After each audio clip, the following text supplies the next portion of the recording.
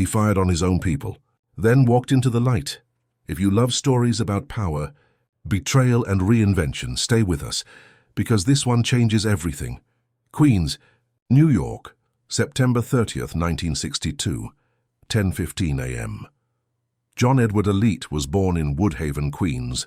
His parents were Albanian immigrants who worked hard to build a life in America. His father drove a cab. His mother raised the family. They had nothing, but their neighborhood had rules and respect, loyalty, and silence. Those rules would shape John's life more than school ever could. As a kid, he ran with Italian-American friends. The kids on the block came from working families, but dreamed of big cars and easy money. In Queens during the 70s, crime was currency. The mafia wasn't just in the movies. It was next door.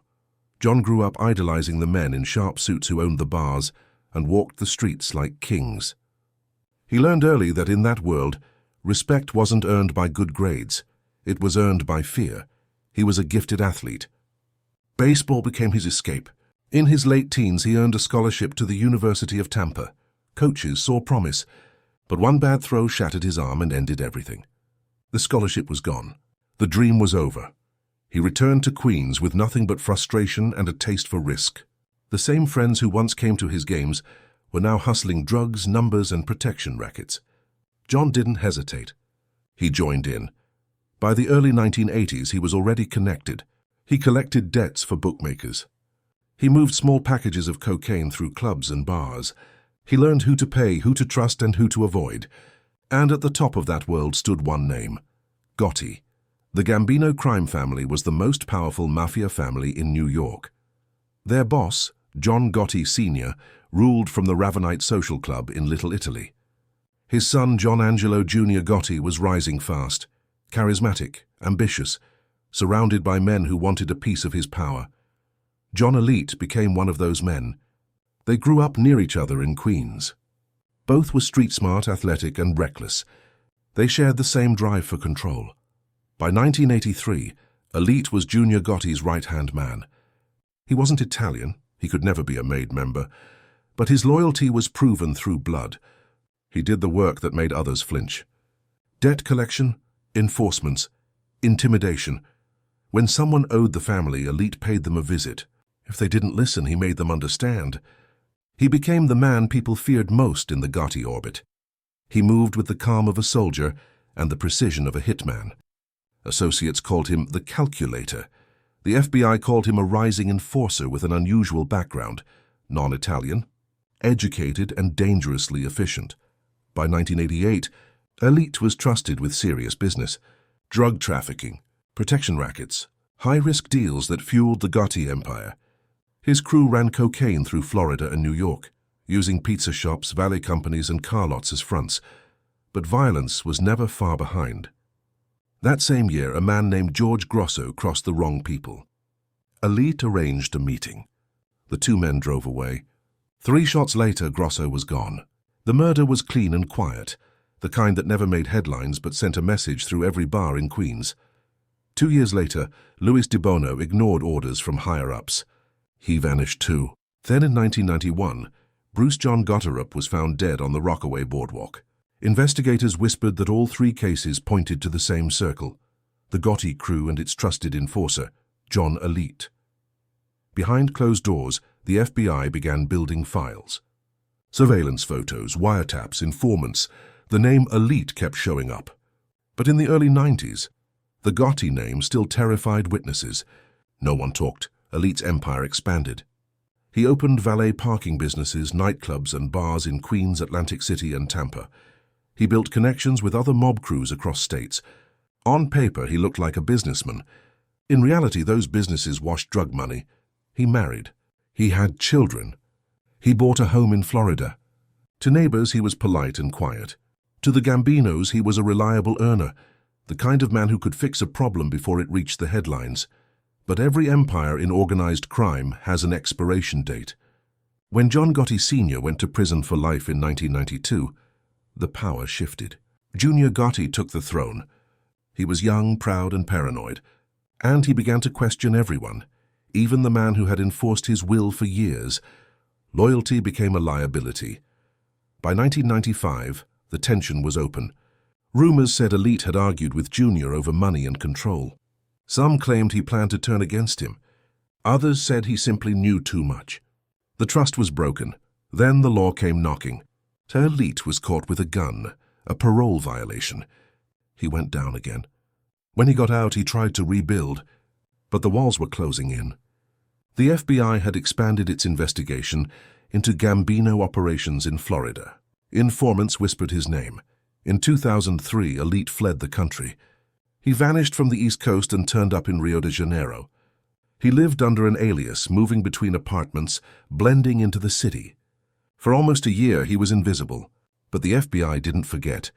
In November 2004, Brazilian authorities surrounded his building. Within minutes, Alite was in handcuffs. The extradition process took months. When he landed back in the United States, he was facing federal racketeering charges that stretched across 2 decades. By 2008, prosecutors in Florida unsealed an indictment against John Gotti Jr., charging him with racketeering, conspiracy, and multiple murders. They needed someone inside the family to talk. They had found him. John Alite agreed to cooperate. The move shocked everyone. The man who once enforced omerta, the mafia's code of silence, now stood ready to testify against his former friend and boss. He pled guilty to racketeering, drug trafficking, armed robberies, and murders across New York, New Jersey, Pennsylvania, and Florida.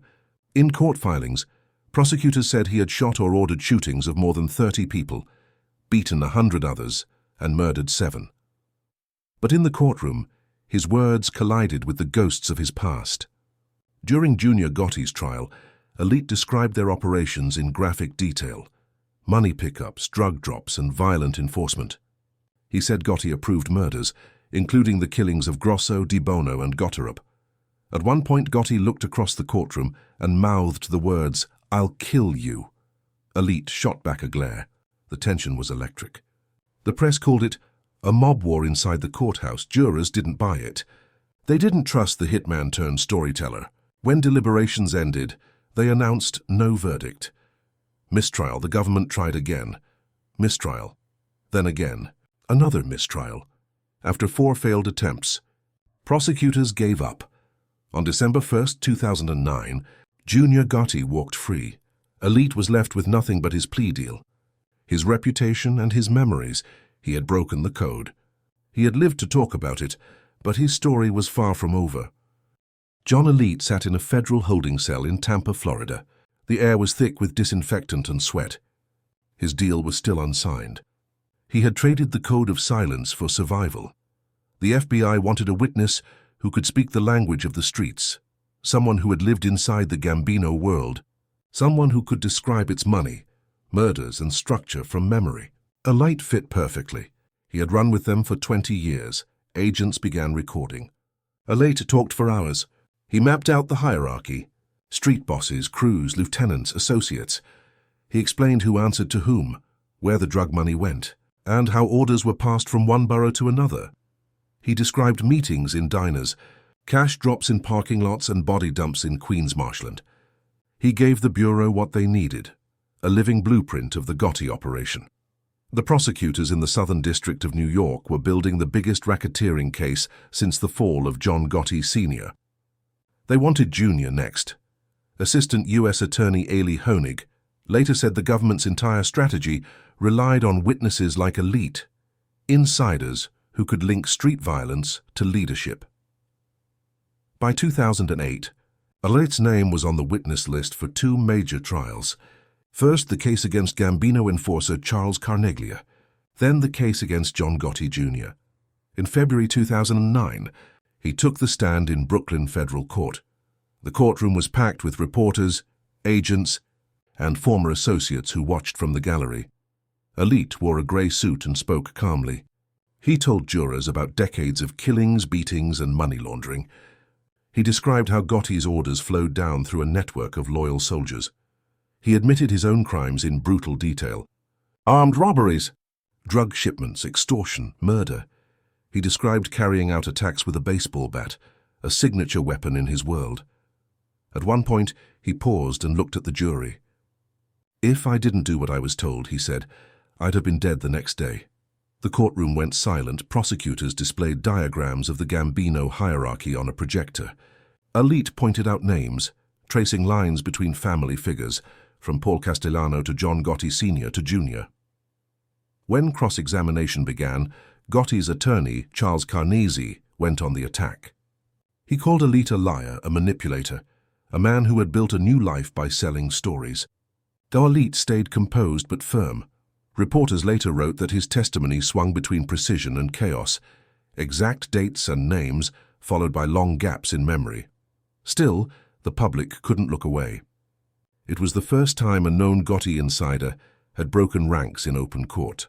Outside, the tabloids ran headlines calling him the hitman who betrayed the Gottis. Cameras followed his every move between the courthouse and detention center. Inside, Alite's cooperation came at a cost. Old associates wanted him dead. Federal marshals moved him under heavy protection, shuffling his location weekly. He knew what happened to men who turned. Back in New York, jurors struggled. They couldn't decide whether to believe a confessed killer testifying for leniency. They found Charles Carneglia guilty, but when it came to John Gotti Jr., the same doubts reappeared. In September 2009, the trial began. Gotti walked into the courtroom wearing dark suits, his silver hair slicked back, the image of his father reborn. He smiled for photographers. He denied every charge. The indictment accused him of leading a criminal enterprise that spanned from New York to Florida. Murder, kidnapping, cocaine trafficking, extortion, tax evasion. When Alite entered the courtroom, Gotti glared. At one point during testimony, he mouthed the words, "I'll kill you." Marshals immediately stepped between them. Alite didn't flinch. He kept talking. He told the jury how Gotti ordered him to oversee killings. He named victims. He described cars, guns, and the code words used in phone calls. He painted a picture of a mafia world that operated with precision and paranoia. Every sentence chipped away at the myth of the Gotti dynasty. But outside the courthouse, the Gotti family fought back. Victoria Gotti told reporters that Alite was a pathological liar and a rat caught in his own trap. She said he was inventing stories to save himself. Public opinion split in two. Those who believed Alite was finally exposing the truth, and those who saw him as another hustler trying to cash in. The trial dragged on for months. Jurors listened to tapes, wiretaps, and transcripts. They saw photos of crime scenes and bank records, but in the end, their decision came down to one thing: credibility. On December 1st, 2009, after 6 days of deliberation, the jury told the judge they couldn't reach a unanimous verdict: mistrial. Some jurors spoke to the press afterward. One said, "They should stop this now. It's ridiculous." Another called the repeated trials a mockery. The government's case collapsed. After 4 mistrials, prosecutors announced they would not try Gotti again. He walked free that afternoon, smiling for cameras. Alite returned to his cell. His cooperation had bought him time, not freedom. In 2011, a federal judge sentenced him to 10 years in prison. Because of his assistance in multiple cases, prosecutors recommended leniency. He served fewer than 8. When he walked out of prison in 2012, John Alite was no longer a mobster. He was a public figure, a man with a story to sell. Reporters followed him from the halfway house to his first public appearance, a small community event in New Jersey. He spoke about regret, about how the mafia life destroyed families and friendships. He talked about nights spent looking over his shoulder, about friends buried without funerals. He said he wanted to use his past to keep others from repeating it. The crowd was small, maybe 50 people. But the cameras were there.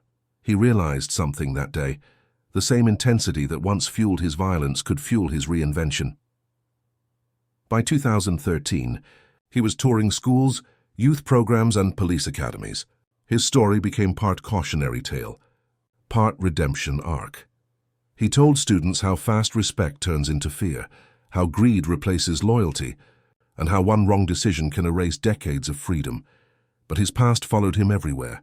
Old photos resurfaced. Surveillance pictures, mugshots, headlines from the 80s.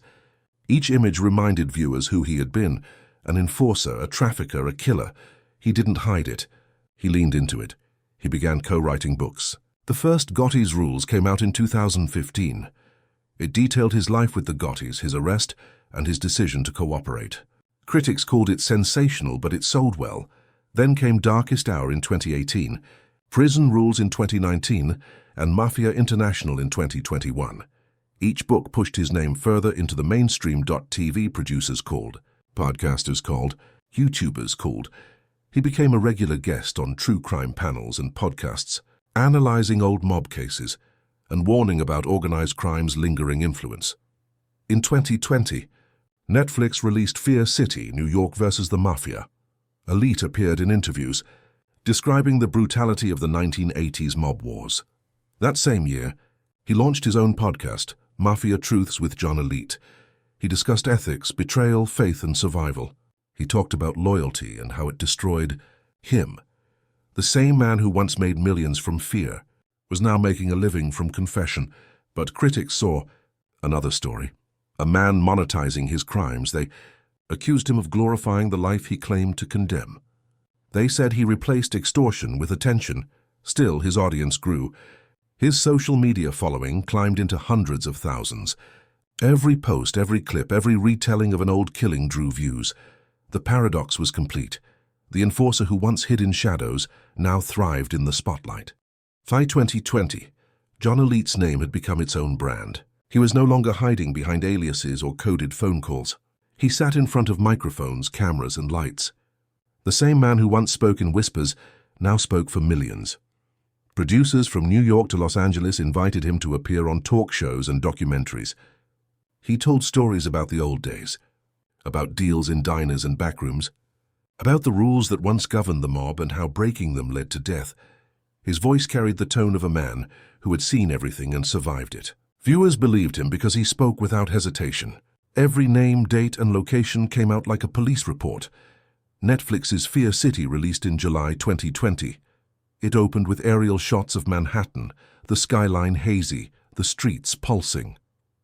Alite appeared mid-episode, sitting under a single light. He described violence as if reading an inventory. The camera lingered on his eyes, cold-focused, professional. The show went viral. Alite's segments drew millions of views. He became a pop culture figure, a bridge between two eras. The blood-soaked New York of the 80s and the sanitized true crime media of today. Soon after, he launched his own platform, a podcast called Mafia Truths with John Alite. Recorded in a small studio in Florida, the setup was simple: a microphone, a black backdrop, and his voice. Each week he covered a different topic: betrayal, prison codes, religion, survival. His guests ranged from former detectives to ex-mob associates. The discussions mixed confession with critique. He told them he was done with violence. He said his mission was education. But every story still revolved around the life he left behind. By 2021, he had built a large online following. Fans quoted his lines. Young people treated him like a reformed outlaw who had found wisdom. Others saw something else. A man rewriting his own history for clicks and sponsorships. He started signing baseball bats. Louisville Sluggers, the same type he once used as a weapon. He autographed them for fans at conventions. Some found it ironic. Others found it disturbing. Alite said it was a reminder of what violence costs. Critics said it was marketing disguised as redemption. He toured Europe, London, Naples, Amsterdam. He gave lectures about organized crime, faith, and mental resilience. He spoke in universities and prisons. Each event drew news crews. Reporters always asked the same question. Was he still afraid? He said no. He said he had already died once, inside the life he lived. In private, he kept his movements cautious. He avoided certain cities. He kept his schedule quiet. He never forgot that some old enemies were still alive. Meanwhile, John Gotti Jr. stayed out of prison. He managed his son's boxing and mixed martial arts career. He gave occasional interviews about his father, the old neighborhood, and the myth of the mob. The two men, once bound by the same criminal world, had become mirror images. Gotti Jr., the reluctant heir trying to live quietly. Alite, the reformed enforcer living loudly. Both claiming to have left the life behind. Both still defined by it. By late 2022, Alite's books had sold tens of thousands of copies. Gotti's Rules was taught in some criminal justice courses as a first-hand account of mob psychology. Critics pointed out that his narrative often shifted depending on the audience. He admitted that memory fades, but insisted the violence never leaves. He built a new business around motivation. He branded his talks from prison to purpose. Corporate clients hired him to speak about leadership, discipline, and loyalty. He compared the structure of organized crime to corporate hierarchies, how trust, control, and fear drive behavior. The irony was not lost on anyone. A former hitman now teaching ethics, but the crowds kept growing. He appeared on YouTube channels with millions of subscribers. On each, he repeated the same core message: that crime looks glamorous until you wake up in a cell. That loyalty can turn into a weapon. That freedom means nothing when you have to look over your shoulder for life. Behind the camera, producers noted his precision. He never stumbled on names or dates. He treated every retelling like testimony. Viewers believed him. Sponsors paid. By 2023, his estimated net worth reached several $1 million. The same streets where he once collected debts were now paying him for stories. He had found a legal way to profit from his past, but controversy followed. Former associates accused him of exaggeration. Some claimed he took credit for crimes he never committed. Others said he minimized his role in killings. Alite dismissed them all. He said no one tells the full truth in that world, only the parts that keep you alive. Journalists dug deeper. They compared his statements with court records. Some matched, some didn't. The contradictions became part of the legend. In interviews, he said that fame was just another test, that every spotlight hides a shadow, that he talked because silence killed more people than bullets. He appeared on National Geographic's Locked Up Abroad. He described his time in foreign prisons and the transition from enforcer to informant. The episode trended globally. Then came the social media explosion. Clips from his podcast filled TikTok and Instagram. Edits showed him recounting hits, coded meetings, and near misses. The younger generation, born decades after the mob wars, discovered him not through crime history, but through algorithm. He became a meme, a soundbite, a face attached to lessons about street loyalty and survival. Yet beneath the surface, his story remained one of contradiction. He had built a new empire on the ruins of an old one. He claimed repentance but profited from remembrance. He preached against violence while monetizing its memory. Even law enforcement veterans admitted that his transformation was unprecedented. No former Gambino enforcer had ever turned state witness, survived and then built a media career. By 2024, Alite's speaking tours included collaborations with rehabilitation programs for ex-offenders. He mentored parolees and recovering addicts. He funded youth centers in Florida, the same state where his criminal empire once operated. At one event, a teenager asked him if he regretted cooperating with the FBI. He paused before answering. Then he said, "I regret everything before that." The audience applauded. Cameras flashed. He ended the session with the same line he used in every city. "If you think you can play the life and walk away clean, remember my story. You don't get out. You get replaced." Reporters followed him outside the venue. He smiled but said nothing. His security team opened the door of a black SUV. He climbed in and disappeared into traffic. Back in New York, murals of John Gotti Sr. still decorate certain walls. Old men in cafes still speak of loyalty and power. But the streets no longer fear the names they once worshipped. John Alite's world had become content. His wars had become episodes. His enemies had become hashtags. In quiet moments, when interviews were over, he admitted to friends that he sometimes missed the silence, the days before the microphones, the nights when the only sound was the city outside a safe house window. But he also said that he was still alive, and that was enough. He survived bullets, betrayals, and 4 decades of history. Now he lived off the story he once tried to escape. The hitman who turned on the Gotti family had become a symbol of both ruin and reinvention. And as the cameras faded, his voice echoed one last time, steady, emotionless, unbroken. "I used to collect fear," he said. "Now I collect stories."